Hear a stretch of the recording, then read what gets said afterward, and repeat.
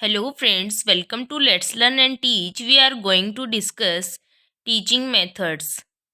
देखिए फ्रेंड्स, अब तक हमने जो लैंग्वेज से रिलेटेड जो भी चीज़ें थी वो पढ़ी थी।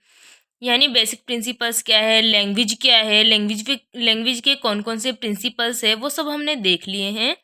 आज से हम स्टार्ट कर रहे हैं मेथड्स। अब देखिए कई तरह के मेथड्स हमारे सिलेबस में, जैसे जीटी मेथड है, डायरेक्ट मेथड है, ऑडियोलिंगुअल मेथड है, कुछ अप्रोचेज हैं। तो अब हम उनको डिस्कस करना स्टार्ट करेंगे। तो हम एक एक मेथड को डिस्कस करेंगे। एक बार प्रीवियस थोड़ा सा रिवाइज कर लेते हैं, उसके बाद हम पढ़ेंगे आज ग्रामर ट्रांसलेशन मेथड। देखिए फ्रेंड्स, कल हमने पढ़ा था evaluation, that what is evaluation. पूरा डिस्कस नहीं करेंगे, एक बार थोरोली देख लेते हैं। इवैल्यूएशन क्या है? यानी मूल्यांकन, यानी विद्यार्थी का क्या करना, मूल्यांकन। जो भी चीज़ें हमने सिखा दी है विद्यार्थी को या लर्नर को, उन चीज़ों का मूल्यांकन करना कि विद्यार्थी ने कितना गेन किया है और कितना नहीं। लेकिन मूल्यांकन करते टाइम एक टीचर को किन चीज़ों का ध्यान रखना चाहिए, तो वो सब चीज़ें यहाँ लिखा है कि a good evaluation should have some qualities, कि एक अच्छी इवैल्यूएशन में, अच्छे मूल्यांकन में कुछ क्वालिटीज़ होनी चाहिए।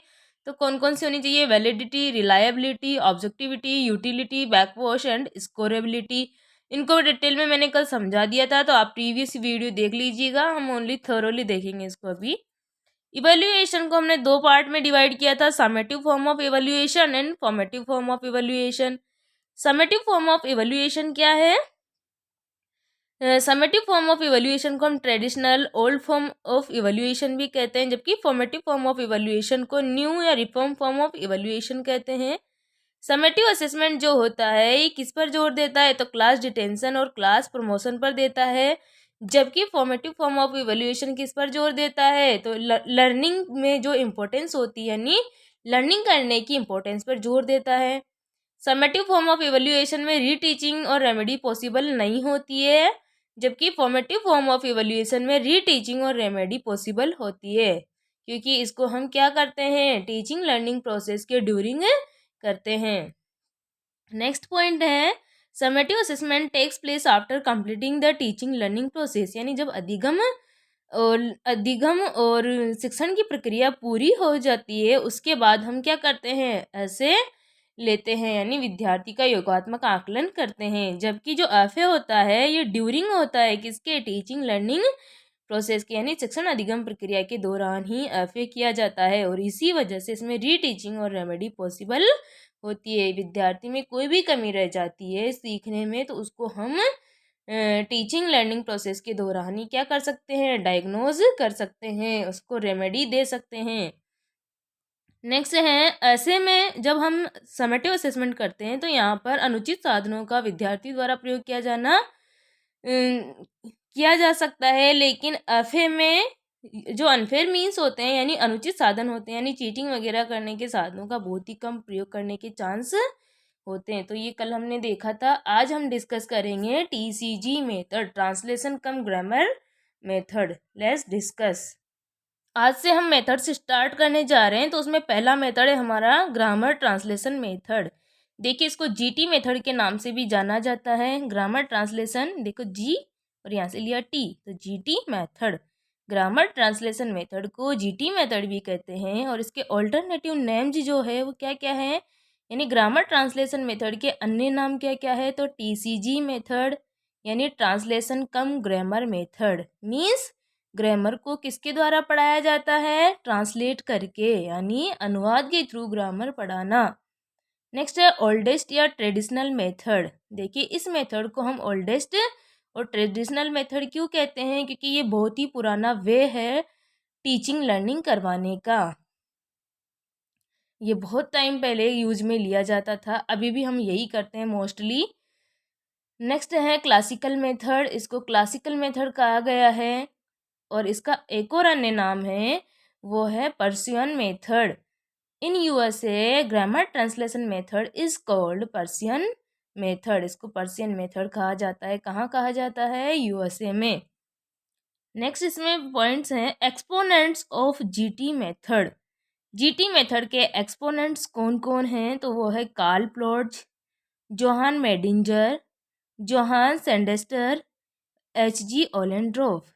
ये जो सारे के सारे विद्वान हैं ये कहाँ से बिलोंग हैं, तो ये सारे के सारे जर्मनी से बिलोंग करते हैं, यानी जर्मन स्कॉलर्स हैं। सभी के सभी जो भी जीटी मेथड के एक्सपोनेंट्स हैं वो कौन कौन है? Karl Ploetz, Johann Meidinger, Johann Seidenstucker and H G Ollendorff. ये इस जीटी मेथड के क्या है? एक्सपोनेंट्स हैं और ये जर्मन स्कॉलर्स हैं। अब जीटी मेथड के बारे में हम देखते हैं कि जीटी मेथड आखिर है क्या। This method became popular in the early part of 19th century. GT method जो है 19वीं शताब्दी के अर्ली पार्ट में क्या हुआ था? पॉपुलर हुआ था, प्रसिद्ध हुआ था। All language material taught through translation from TL means target language to mother tongue and mother tongue to target language. अब देखिए टारगेट लैंग्वेज को हम फॉरेन लैंग्वेज भी कह सकते हैं। इसका मतलब है कि ऑल लैंग्वेज मटेरियल यानी जो भी हमारा भाषा का मटेरियल है, जो भी हमारा लैंग्वेज मटेरियल है उसको हम ट्रांसलेशन के थ्रू पढ़ाते हैं, यानी विद्यार्थी को हम अनुवाद करके पढ़ाते हैं। कैसे अनुवाद करते हैं? टारगेट लैंग्वेज को तो हम मदर टंग में चेंज कर देते हैं और मदर टंग को टारगेट लैंग्वेज में अनुवाद करके पढ़ाते हैं। जैसे इंग्लिश का सेंटेंस दिया हुआ है तो उसको हम हिंदी में सिखा देते हैं और हिंदी के सेंटेंस को हम इंग्लिश में ट्रांसलेट करके विद्यार्थी को लैंग्वेज सिखाते हैं। तो ये सब चीज़ें किस में होती है? जीटी मेथड में, यानी आप अनुवाद करके विद्यार्थी को भाषा सिखाते हैं, जो कि आई थिंक सही नहीं है। देखिए जीटी मेथड में क्या होता है? Word for word translation is made by the learner, यानी अधिगमकर्ता द्वारा शब्दशः यानी शब्द के बाद हर एक शब्द का ट्रांसलेशन किया जाता है। अरे जब हम भी स्कूल में पढ़ते थे, आप भी यही करते होंगे ना। जब हमें इंग्लिश के टीचर क्लास में आते थे तो क्या करते थे? एक किताब पकड़ा देते थे स्टूडेंट को और जो भी उन्होंने पढ़ाया है तो बोलते थे कि आप इसका हिंदी अनुवाद करके बताओ, जैसे मैंने करके बताया है।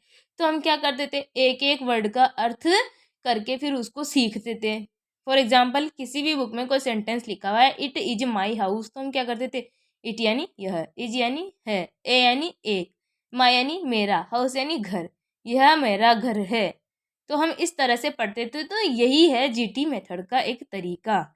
यानी आप क्या कर रहे हो? अंग्रेजी के सेंटेंस को तो हिंदी में ट्रांसलेट कर रहे हो और हिंदी के सेंटेंस को इंग्लिश में ट्रांसलेट कर रहे हो। यानी आप टारगेट लैंग्वेज कौन सी हो गई? English language. तो इंग्लिश लैंग्वेज के सेंटेंस को आप हिंदी में यानी मदर टंग में कर रहे हो और मदर टंग के सेंटेंस को आप टारगेट लैंग्वेज में क्या कर रहे हो? ट्रांसलेट कर रहे हो। तो ये सब चीज़ें किस में होती है? जीटी मेथड में, यानी वर्ड फॉर वर्ड ट्रांसलेशन, यानी हम शब्दों का अनुवाद करके उसको सिखाते हैं या सीखते हैं। The unit of teaching is word. देखिए जीटी मेथड में टीचिंग की जो यूनिट होती है वो क्या होती है? वर्ड, यानी हम हर एक शब्द का अनुवाद करके विद्यार्थी को सिखाते हैं।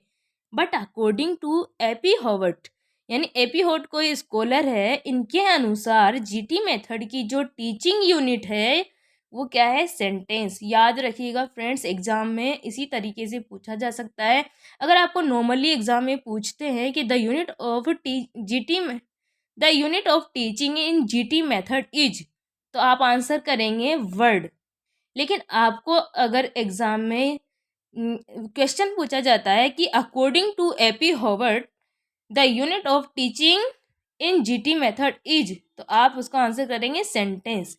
नॉर्मली अगर पूछा जाता है तो आंसर करेंगे वर्ड, लेकिन एपी हॉवर्ट के अकॉर्डिंग पूछा जाता है तो हम आंसर करेंगे सेंटेंस। याद रखिएगा जीटी मेथड में यूनिट ऑफ टीचिंग क्या होती है? वर्ड। लेकिन जीटी मेथड में ही अकॉर्डिंग टू एपी हॉवर्ट इसकी यूनिट ऑफ टीचिंग क्या होती है? तो सेंटेंस होती है। नेक्स्ट है grammar is taught deductively. GT method में ग्रामर किस तरीके से पढ़ाई जाती है? तो डिडक्टिवली पढ़ाई जाती है, from rule to example, general to particular. यानी ग्रामर ट्रांसलेशन मेथड में जो ग्रामर है वो रूल से एग्जाम्पल की ओर पढ़ाई जाती है। यानी पहले हम विद्यार्थी को नियम रटवा देते हैं, रूल्स सारे याद करवा देते हैं और उसके बाद उसको एग्जाम्पल सिखाते हैं। जैसे हमने खुद ने भी तो इसी तरीके से पढ़ा है ना। जब स्कूल में पढ़ते थे तो सर आते थे क्लास में, लिखवा दिया प्रेजेंट सिंपल टेंस की पहचान क्या होती है? ताए तिए ते हैं, helping verb do does, main verb, verb की फर्स्ट फॉर्म या वर्ब की फर्स्ट फॉर्म में एस या ई एस। ये सारे रूल्स लिखवाने के बाद, ये चीज़ें सिखाने के बाद हमें बोलते थे कि अब आप इस सेंटेंस को क्या करो, ट्रांसलेट करो, जो कि एक गलत वे था। पहले हमें विद्यार्थी को क्या सिखाना चाहिए, एग्जाम्पल। और जीटी मेथड में यही होता है कि पहले हम विद्यार्थी को क्या सिखाते हैं, रूल, उसके बाद में क्या सिखाते हैं, एग्जाम्पल, यानी जनरल टू पर्टिकुलर चीज़ें सिखाते हैं। देखिए रूल्स क्या हो गए हमारे लिए, जनरल हो गए, बिकॉज वो क्या है, सभी में सामान्य है। और उसके बाद हम उसको स्पेसिफिक या पर्टिकुलर चीज़ें यानी सेंटेंस को ट्रांसलेट करना सिखा रहे हैं। तो ये सब चीज़ें किस में होती है, जीटी मेथड में। यानी ग्रामर किस तरीके से सिखाई जाती है, डिडक्टिवली सिखाई जाती है।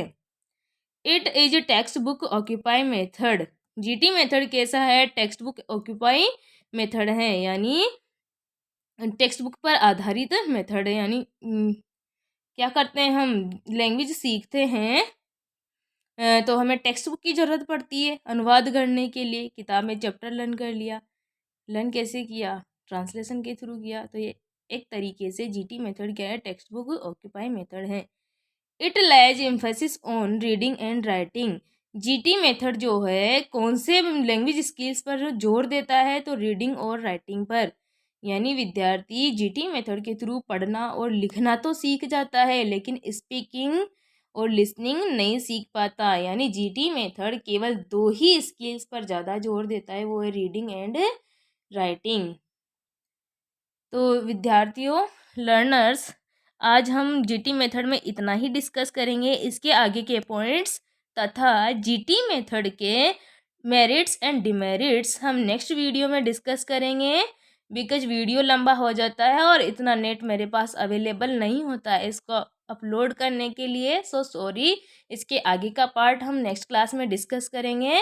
Thanks for watching. आप जुड़े रहिए, और जो विद्यार्थी तैयारी कर रहे हैं 3rd ग्रेड और 2nd ग्रेड की, आप उन तक इस वीडियो को ज़रूर पहुंचाइए, ज़्यादा से ज़्यादा लोगों को चैनल से जोड़िए, ताकि मुझे भी मोटिवेशन मिलता रहे।